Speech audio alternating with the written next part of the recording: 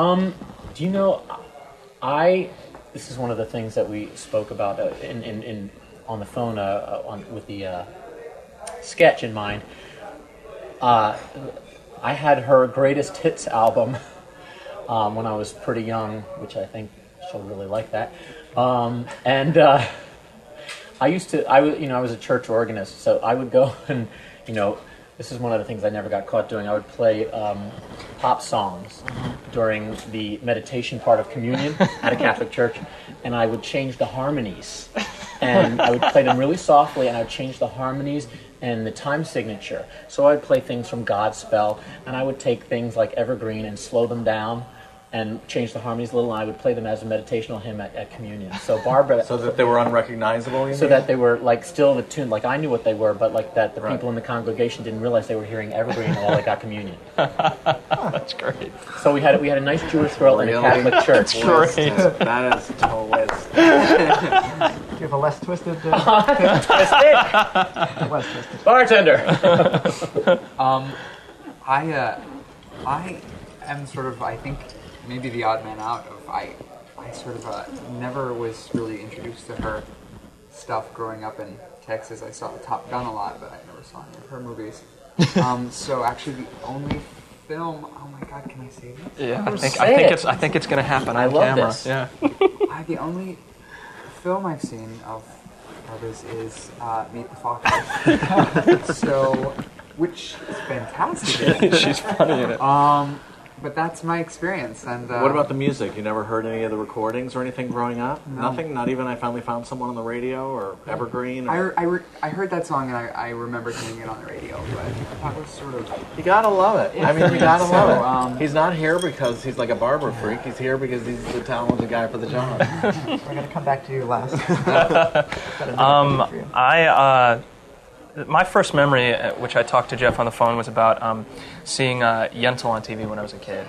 And to my, whatever it was, 8, 9-year-old brain, it was, she doesn't look like a guy to me, but I couldn't stop watching. And I think one of those reasons is just that there's something so authentic about her. There's something so original and unique about her.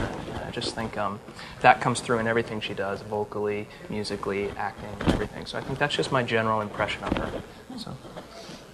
I was very lucky because my folks were very musically oriented. My mom was a concert pianist, and they were very much into the arts. But growing up in Denver, Colorado, I was a product of movie musicals. Even though we'd go see the tours that would come through, the Broadway tours, we always went to the movies of musicals. And I grew up with Gene Kelly and Fred Astaire, and that's what I wanted to do. So we obviously saw not the originals of those, but my folks would take us to the openings of Sound of Music or King and I, and the first time I'd ever seen Barbara on film was on a clear day, so that really stuck. And I remember going and having spare ribs at this place called Apple Annie's and going and seeing on a clear day, and it just, she just overwhelmed me, and and that Star is Born. Movie. That was a long movie. Yes, Clear Day's long. I don't know. It didn't matter to me because I was just really taken with her. It was just so amazing. You just never get tired of looking at her. No. That is the God's truth. Well, in that one too. She's one of those people you just can't stop looking at her. She's that fascinating to look at. I always thought she was beautiful. I always thought she was just one of the most Dressed beautiful as a boy, people. you couldn't stop, right? Yeah. On film, off film. Wait, what? And then the two-part version of the question for you, which is you've worked with her now for, I think, almost a decade, so kind of a favorite past thing that you loved, and then kind of a favorite thing that you've done with her. Well, for me, I first heard her. I didn't know, that I had any, musical anything in me, but I heard her when I was 10 years old. My parents signed me up to the Columbia Record Club, and the original Broadway cast album, not the soundtrack, the original Broadway cast recording of Funny Girl showed up. And I remember hearing Cornet Man, and the shiny cornet, da-da-da-da-da-da, and I'm just like, woof, who is that, Now, fast forward, you have to pinch yourself, and you guys must feel like this, is that if somebody had told me that I was going to work with her, I'd go, you're out of your mind, because she's it, you know what I mean? And when you can still learn in this business and look at somebody, and she's one of the smartest women I have ever encountered in my life. And, the eyes and her intensity and just, her knowledge. But she's so funny. She is really, really funny. So I grew up watching all those movies. The only one I never saw was that All Night Long Gene Hackman thing where she replaced somebody, you know, back in the day. And I've seen all of them, and now working with her the first time in 2000, I started watching everything again and sort of looking at, you know, Up the Sandbox and looking, oh my God, how ahead of its time was that thing, and pushing the mother's face in the cake and, you know, all these things. But that abortion scene, for example, when she's thinking about having an abortion, like her face, she's such a fine actress, you know. And then also for her directorial accomplishments, to be doing Yentl, which was a very personal, you know, story that she wanted to tell. You know, when she read the Isaac Bashevis Singer, the first 4 words of that little short story are after her father had died.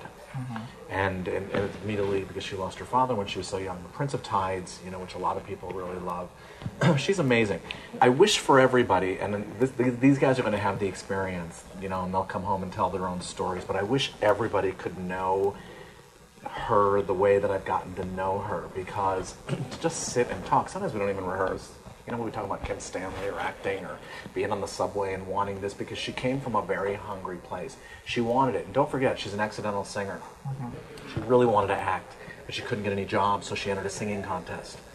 And all these things, I don't know, they just speak to me. All these stories, they resonate, because when you're young and you live somewhere like where we all grew up and we knew we had to get out. I don't know why we had to get out, but we had to get out. Because we knew there was something, you know, I always say coming to Broadway or to work in New York, we all ran away to the circus because we're all freaks of some sort. We had different needs. Normal people don't interest us. I don't really know what I'm saying. I'm saying a lot. Yeah. You know? But there's something about that. And when you see somebody so severely talented and you get to know them and then you watch her, and every day, you know, whether it's a sound check or something, I go like this, shit, you know, and you learn.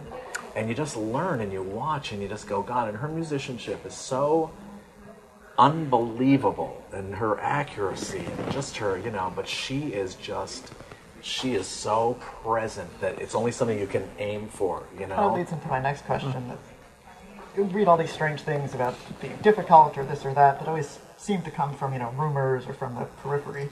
What is it like to work with her? Well, that's a really interesting question. You know, we figured out once, Jim was on the internet, and there's something like 45 or something unofficial biographies.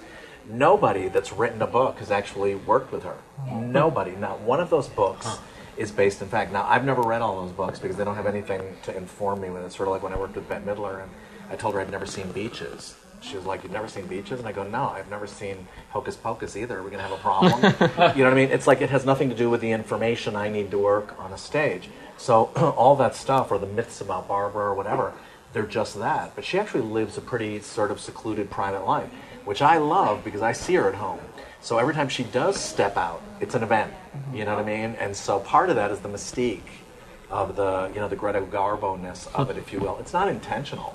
She's really learned how to live her life and how to smell the roses, and she's the real deal. And reads and is smart and is informed and has compassion and cares and has a foundation that a lot of people don't know about. She gives a lot of money very quietly. You know what I mean? She's not looking for, you know, oh, I gave $1 million to this. She's like the real deal. And so I can't wait for these guys to come home with their own stories, but it's a mesmerizing experience. And nightly on the stage, the show's never the same. Might be the same songs or whatever, but she's out there, you know, and these guys are going to have a blast because they're not so regimented either. They'll riff of whatever's coming off them. So she's going to enjoy that, and they're going to enjoy it. And, you know, for me, you know, as the guy on the outside watching, I'm just going to go like this, wow, Richard, look what we made happen, all of us. And it's going to be pretty exciting. Not to mention you're in Europe for the summer for 6 weeks, you know, traveling, you know, having this leisurely schedule. It's going to be off the hook. And also the adoration. I experience it in the United States and in Canada. You can't believe how people love her. I mean, it's not fanatical. It's like love. It's really, they are there because they love her. Nobody's there by accident. There's nobody at a Barbra Streisand concert that doesn't want to be there.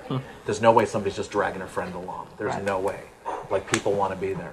So it's pretty exciting. The myths, you know, they don't speak to me. I don't even know what they're talking about, you know. Okay, and the last question, both for you guys and for Richard. Future hopes for you four and this project that you're doing together. Do you want to see it continue? Do you have other thoughts of it continuing? We've been reading about this strange Broadway tour. I think is even auditioning today to do an album and other things. Where do you see this project going? I'll go first and then they can speak. But first of all, I think there's talk of Asia. So I hope if this is a good experience for them, that they'll come and join us for Asia. So that would be my first wish. Secondly, these guys had a horrible thing that we asked them to do is like the second day they sang together in New York with the band, the orchestra, the 58-piece orchestra, record people came in and were listening to them. And it was a really freaky situation because we didn't have proper sound. You know, they had just monitors and stuff like that, and everybody's trying really hard. And, you know, it's a lot, and you can blow your voice out singing too much if you're not getting the right information and the things. And they were working really, really hard. And people were coming and going, and executives from record companies, and they'd shake their hands, and everybody was there on a sort of smell around, look-see.